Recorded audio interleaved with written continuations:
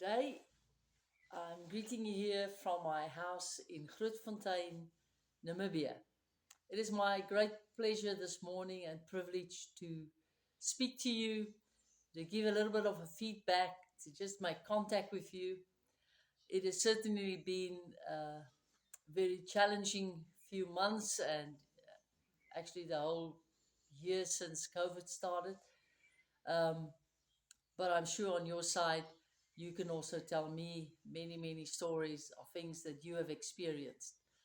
I find myself, except for the weekly ministry that I have and all the things that I do, I find myself more and more busy speaking to people, encouraging people, um, speaking hope into the lives of people that have lost not only loved ones, but lost their income, lost a way of life.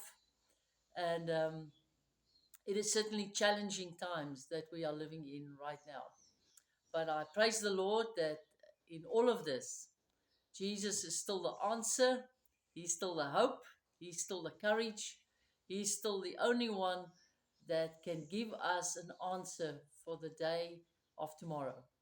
And I trust that even in your life, as you are going through tough times, that the Lord will be with you and that He will help you. And you can be certain that He will never leave you. He is always there.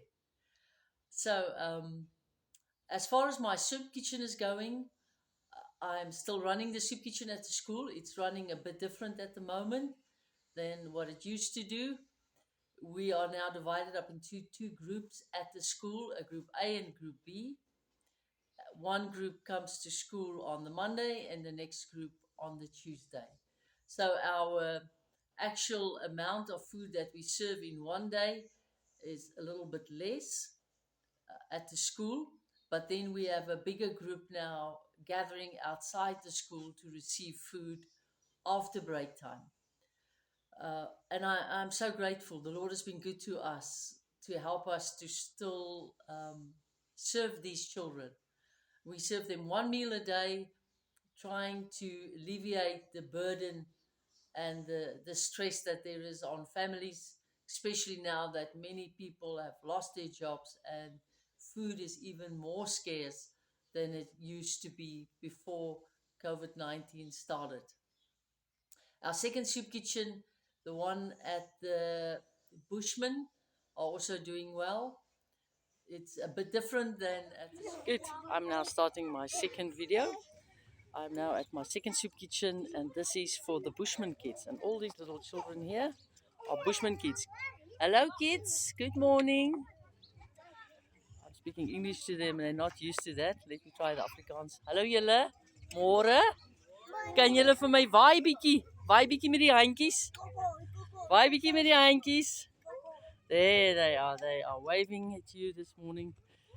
So I'm at the moment bringing their sugar for their porridge to my sewing room, and this is the sewing room with my two faithful ladies called Charlotte. Good morning, Charlotte. Can you wave? There's Charlotte, and there is Veronica, and they are the two sewing ladies, but they also take care of the logistics for the soup kitchen here. So I just want to hand over the sugar. Charlotte, can you take Veronica, take the sugar? Just throw in. I'm just handing over the sugar. She distributes the sugar to the ladies who cook for the Bushman kids every day, give them their portion. I'm just going to turn around, and those are some of the kids. There's 42 kids at this premises that receive food every day from their soup kitchen. I have asked the moms to cook the food, and they are supposed to have their pots up somewhere on their premises. I'm going to walk around to find out where the pot is. The pot is on. Môre, let me just speak to them. Is die pot al op vir die kinders? Kook julle? Die pot op. Okay, they have not started yet. They will start a little bit later, they say. They've been waiting for me to bring the sugar so that they can make the sweet porridge for the kids. And these are some of the moms that make the porridge. And they will make it within the next few minutes they will get the water up, which they have to collect from a distance away. In this informal settlement there are only about 8 water points, and I think the last count is that there's over 5,000, 6,000 people living here, and they all have to go to the water points to collect water. As you can see, there's a bucket, a yellow bucket. That's one of the buckets. This informal settlement, there's electricity came for parts of it.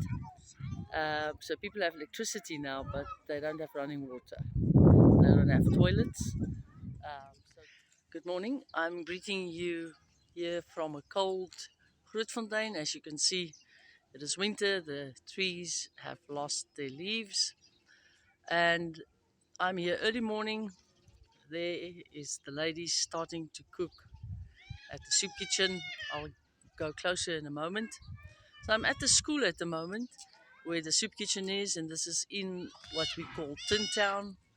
As you can see here, the houses are made from corrugated zinc, and this is the schoolyard fence.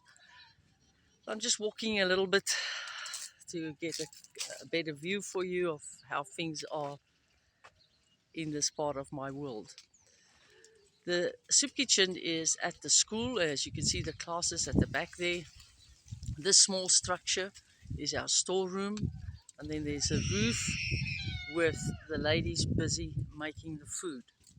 And some of the kids that are here are their children that accompany them to school early morning, and then they are just around the soup kitchen all day long. So coming back to the soup kitchen, since COVID-19 started, a lot of things have changed for us, and we had to do things a bit different. But I praise the Lord, we were able to continue with the work that we've always done. So I'm going to move closer a little bit and just show you how they are preparing. Today is Friday, and we are making 2 pots of food, which is grits. And these are my ladies preparing the food. As you can see, 2 pots. They will wave at you. There they are. It's Dina. Dina, raise your hand. That's Dina, and then Elizabeth and Hilda. There's Hilda. And there comes Fatima. Fatima, can you wave? Fatima and Sevelina. There you are. So we start making the food. It's on open fire. As you can see, into the pot. They are mixing at the moment. It's a grits, or we call it pop. And they are preparing the food for break time for the kids to come and to receive their food. This process starts early morning every day. Just getting out of the smoke every morning. They start the process around about 6, 6:15, getting the fires ready, and then the pots are on, and then the cooking